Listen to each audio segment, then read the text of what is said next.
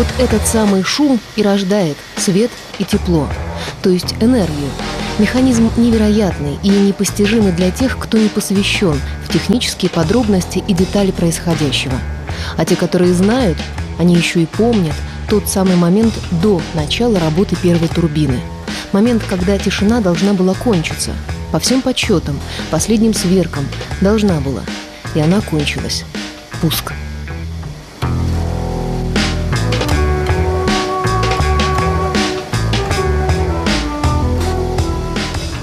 Пуску было все готово.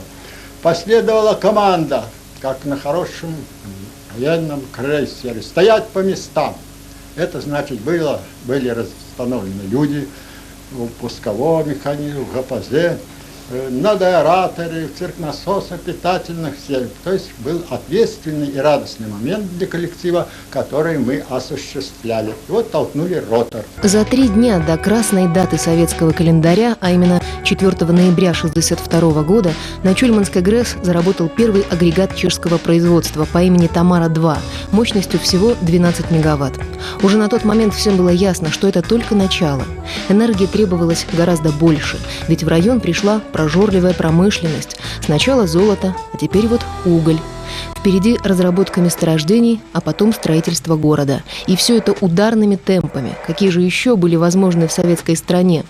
Если сначала называлась цифра в 24 тысячи киловатт, то вскоре она возросла до 50 тысяч, а потом 60, 70 и, наконец, к концу 70-х годов до 84 тысяч киловатт.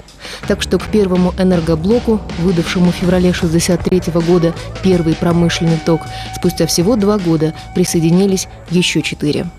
В далеком поселке Чульман, на юге Якутии, заснеженной, появилось предприятие, называемое Чульманская ТЭЦ.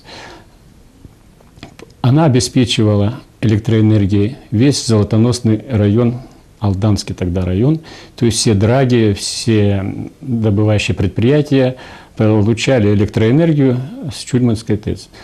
Она имела очень большое значение тогда для подъема всей экономики Якутии и являлась одним из самых мощных предприятий в Якутии. То есть электрических станций было достаточно на севере где-то Якутии, но они все были маломощные.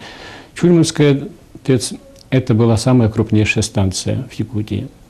Даже в школьных учебниках на картах электроэнергии Советского Союза Чульман был обозначен значком всегда. Пуск, или, как его называют, толчок турбины, считается ключевым моментом в истории всякого энергопредприятия. По этому летоисчислению Чульманской станции 45 лет. Понятное дело, до пуска агрегатов здесь не было так шумно, но и тихо, надо полагать, здесь тоже не было. Потому что Министерство цветной металлургии СССР в 1957 году уже выпустило соответствующий приказ. Потому что уже были назначены первый директор еще не построенного предприятия Алексей Евлампиевич Воронин, начальник строительства Андрей Матвеевич Волобуев, главный инженер Фабиан Станиславович Вишневский. Потому что чульманцы, жившие в январские морозы в палатках, были готовы строить станцию без выходных и в условиях нехватки практически всего. В общем, это совсем другое летоисчисление. И если ему верить, то Чульманской станции уже полвека. Учитывая, что в план народного хозяйства строительство электростанции не было включено, строительство началось хозяйственным способом. Следовательно, очень трудно было, не было техники, не было жилья, не хватало материалов, отсутствовала связь в поселке Чульман,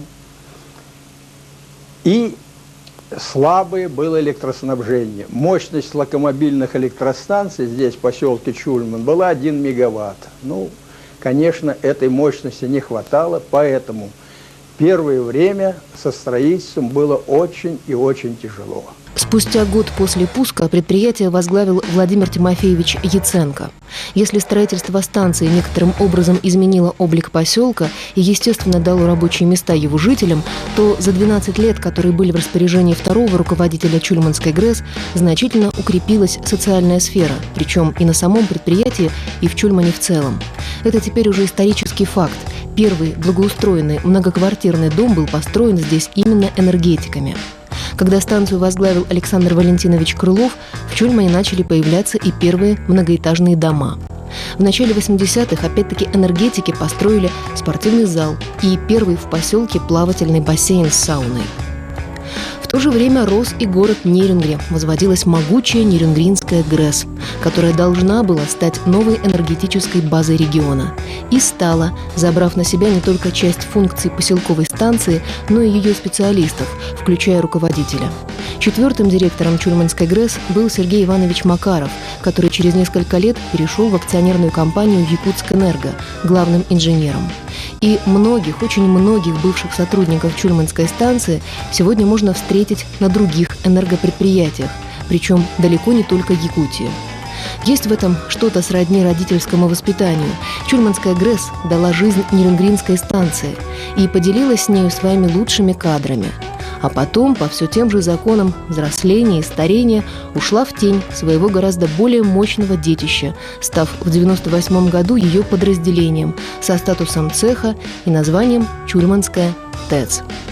Она работает как котельная, обеспечивает теплом и электроэнергией поселок. Так что, несмотря на потерю статуса главного энергопредприятия района, в ее котлотурбинном цехе по-прежнему шумно. Потому что сейчас не надо ничего делать к 7 ноября, не надо ничего делать к 26 или к какому-то съезду там. Все делается по плану, по графику, как положено, в спокойной обстановке.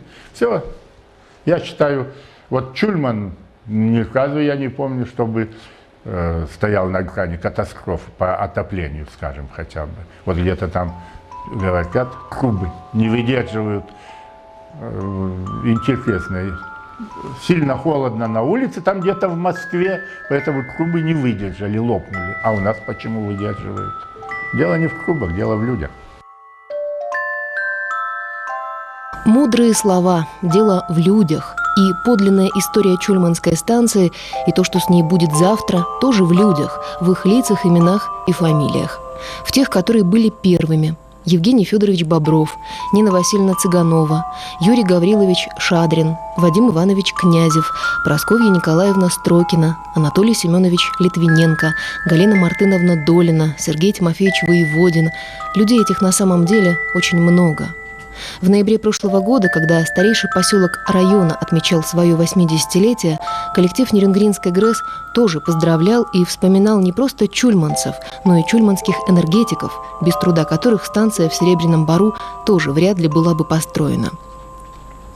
Что интересно, коллектив энергетиков, естественно, обновляется, а вот знакомые фамилии из списков сотрудников не исчезают. Рудых, Заусаевы, Слепцовы, Зазыкины, Алюлис. Самые большие трудовые династии и предприятия Яценко и Соболевых насчитывают по 8 человек от рабочих до руководителей. Причем общий стаж каждой семьи почти 200 лет. Так что, оказывается, не только юристы и экономисты выходят из стен сегодняшних российских вузов. Дети и уже даже внуки ветеранов станции выбирают профессию своих родителей, дедушек и бабушек. И сегодняшний начальник Чульманской ТЭЦ Сергей Князев тоже яркий представитель трудовой династии. На станции работали его родители, а ныне трудится он сам, а также его вторая половина и брат с супругой.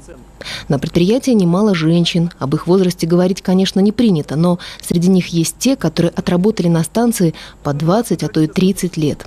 Начальник смены станции – обычная, вроде бы ничем не примечательная должность, но то, что занимает ее представительница слабого пола, случай уникальный даже для всей страны.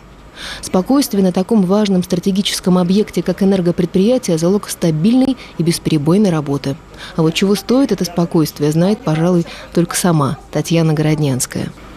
Самому зрелому сотруднику Чульманской ТЭЦ Юрию Ивановичу Звягинцеву 66 лет.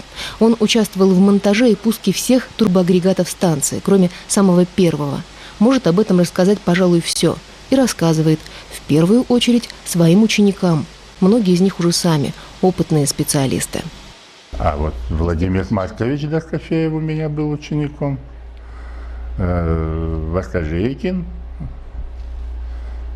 Владимир Кузьмич и многие. Много вот. Сейчас стоит на смене Тихонов Александр Иванович тоже. Ну, тогда они были Володя, Саша. А вот еще одна страничка из жизни ТЭЦ. 2 года назад, в марте, она выработала свой 10-миллиардный киловатт.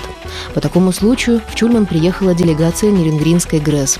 Директор Олег Тарасов, председатель профсоюзного комитета Константин Фаткулин. Само собой, были цветы, подарки, поздравления, фото на память и историческая запись в журнале. Хотя, если разобраться, юбилейная эта цифра тоже мгновение.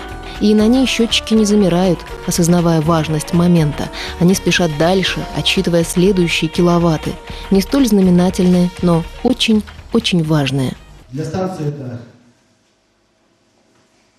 срок, конечно, такой большой. То есть были и взлеты, были и трудные времена, но станция работает в любых условиях. И благодаря вам, дорогие энергетики, дорогие ветераны, от всей души вас поздравляю с нашим юбилеем. Хочу пожелать крепкого здоровья, благополучия в семьях, что немаловажно для нас, энергетиков. Всем родным и близким и хорошего настроения. До того момента, когда была пущена Ниренгринская ГРЭС, когда заработала связь Южная Якутия, Дальний Восток, все беды, вся ответственность, вся жизнь в этом регионе, в развитии Алдана, обеспечение новых строек лежало на вас. Не на железяках, которые вы обслуживали, а именно на вас.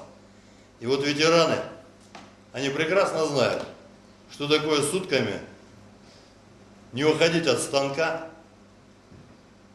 выполнять аварийно-восстановительные работы. Уголь шел сюда потоком, одна за одной машины, когда станция работала на полную мощность.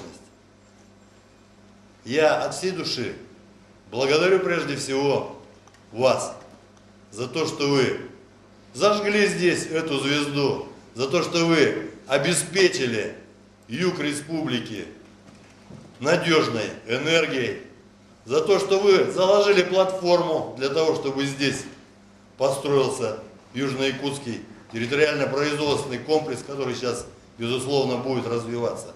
Спасибо прежде всего вам, дорогие ветераны, дорогие энергетики.